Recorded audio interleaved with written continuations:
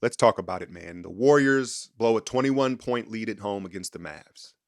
Dub Nation, you already know they're going to blame Steve Kerr for it, right? And specifically the Steph minutes, the Steph rotation. I get it. It's a hot topic. It's been all year. And I'm not saying Kerr shouldn't get some blame here, but for me personally, if we're going to talk about minutes and rotation, let's talk about Bielitsa. Let's talk about Bielitsa. Yesterday's breakdown, go check it out on my Patreon. I came up with a term called the belly butterfly effect. Now, you have to understand, it's in part tongue-in-cheek. I'm scapegoating Bielitsa. Yes, I understand that. But the real point is, he hurts us in all these little ways that add up to bigger problems, right? And, the constant blow-bys are obvious, and it gives the other team offensive momentum. But a smoked layup here, a mishandled ball there. His sloppiness and mistakes flip the momentum every time he touches the floor, right? And I know a lot of people will say, well, listen, you can't blame Belly. He's a veteran minimum role player. He's you can't blame that guy. But I'd say this, for such a small role, he has too big of a negative impact, right? He continues to play and stay in the rotation, and I'm tired of watching every time he checks in the floor, he swings the momentum for the other team. Meanwhile, Jordan Poole can only play 19 minutes because he's got to do better. Jordan Poole's got to play better, right? But Belly's rotation is solidified. That's the bigger picture problem with the minutes in the rotation. Now, I'm sure most of you have heard or read the Athletic Boys take, right? They're certainly the most tapped into the team when it comes to access, right? And the story goes, they're giving Jordan Poole tough love, right? They're holding him to a higher standard.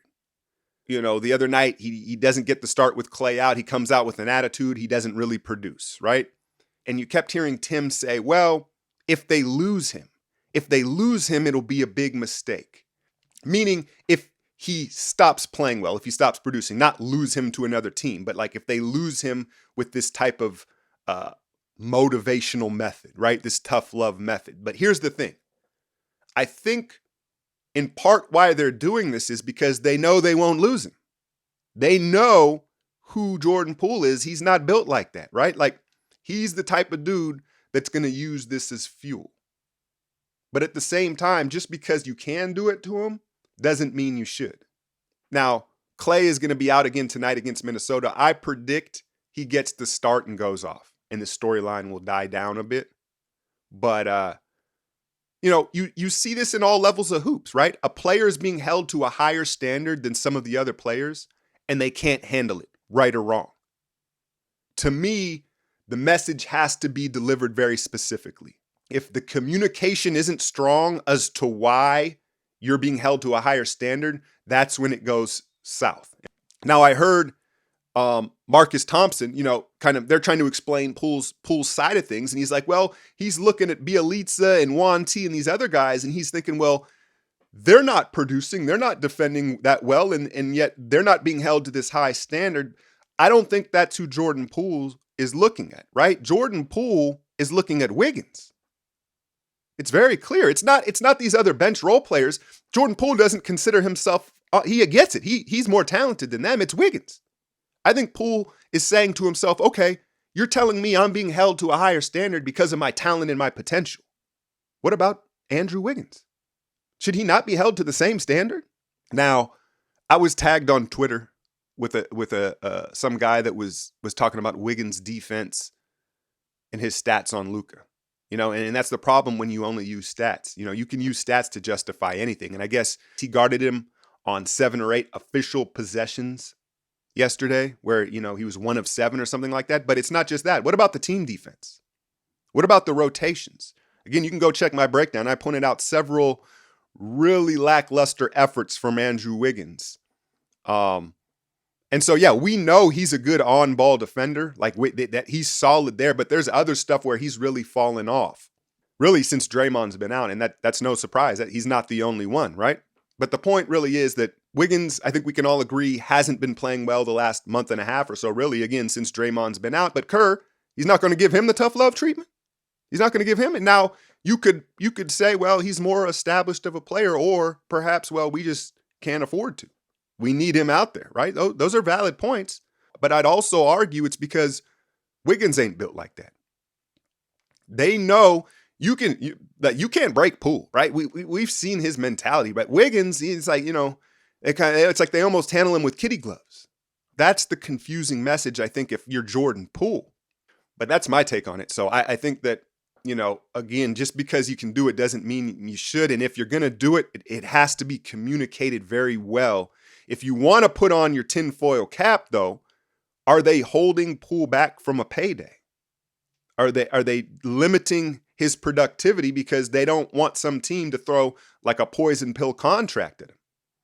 I know it sounds like a reach, but I've seen it before. Just ask Gilbert Arenas. Most likely that's a reach, right? It's not happening. But you think that's crossed Jordan Poole's mind? You don't think Poole, who's fighting for a big contract here, is like, man, now they're docking my minutes here? I came out the gates wild, starting for Clay, and now they're pulling back my production? You're telling me that hasn't crossed his mind, man? Again, communication is the key. But overall, you have a couple bad losses like this. And I know, what they 2-7 in their last 9 or something. So yeah, it's been a losing streak, but you have to step back and look at the big picture. We're really missing 4 of our top 8 players. And again, I don't want to absolve Kerr from this. He deserves some blame. One of his mentors and someone that he played under, obviously, in Phil Jackson, was so good at managing the emotions of the game. I read all of Phil's books, and that was one point that he always hammered home was, don't coach the score, coach the emotion of the game.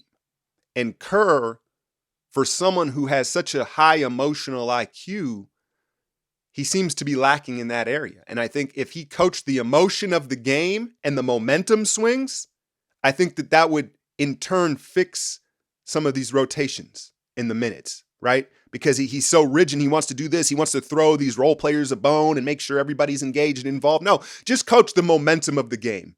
Coach the emotion of the game. There's an 8-0 run. Bielitsa's getting killed. Get him the fuck out.